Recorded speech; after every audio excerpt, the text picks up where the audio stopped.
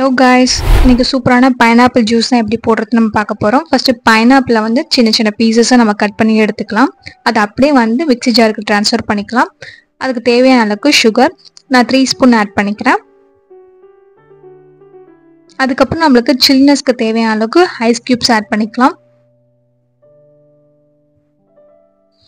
ஒரு 1/2 cup normal water. இது நல்லா வந்து அடிச்சு எடுத்துக்கலாம் ஸ்மூத்தா. இப்போ ஒரு ஸ்ட்ரெயினர் யூஸ் பண்ணி நான் அதை வடிகட்டி எடுத்துக்கிறேன் பைனாப்பிள் ஜூஸை.